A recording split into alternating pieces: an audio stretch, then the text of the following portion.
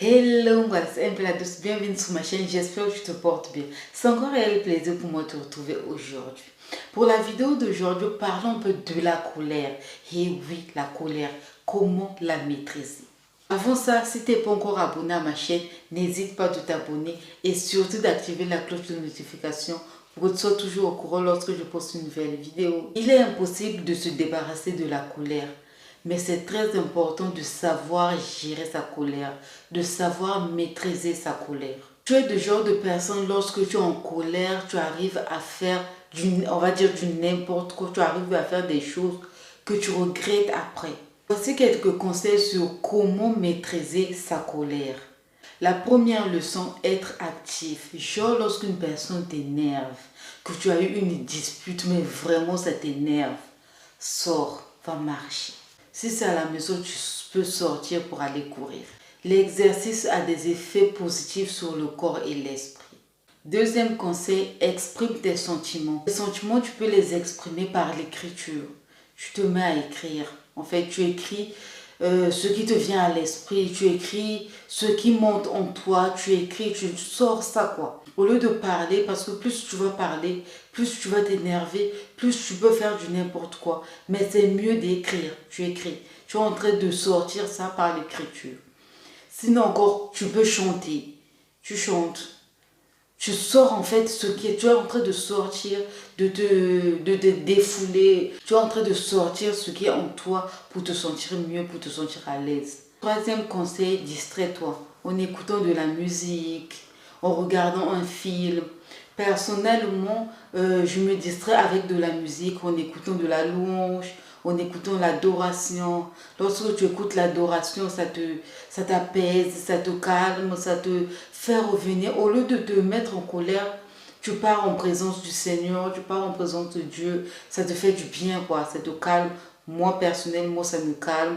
Donc, si tu n'as pas encore essayé ça, essaie un peu. Lorsque tu es en colère, au lieu de te fâcher, de parler, de raconter du n'importe quoi, parce qu'il faut faire attention aussi à ce qu'on dit lorsque nous sommes en colère.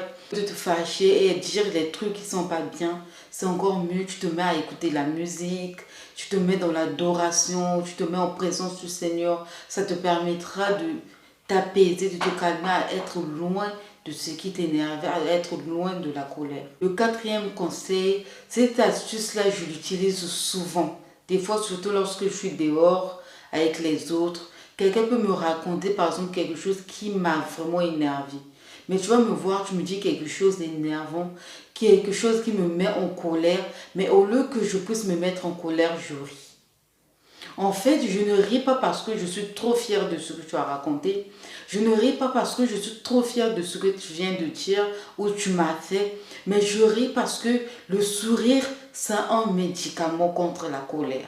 C'est un médicament, mais miracle très fort.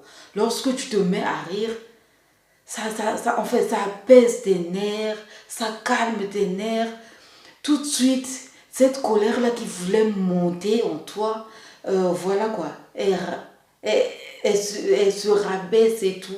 Après, s'il s'agit de sortir, comme le premier conseil, tu le mets maintenant en pratique. Là, s'il s'agit de sortir, tu sors, tu pars marcher. Tu mets le troisième conseil en pratique.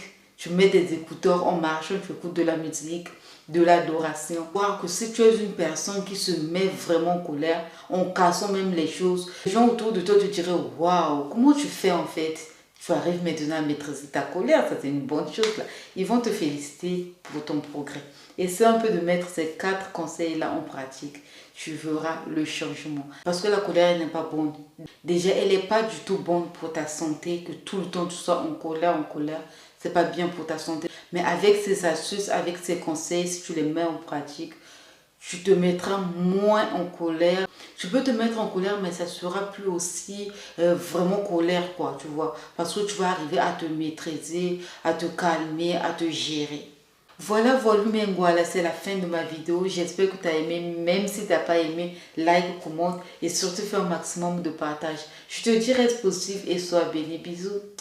Bye.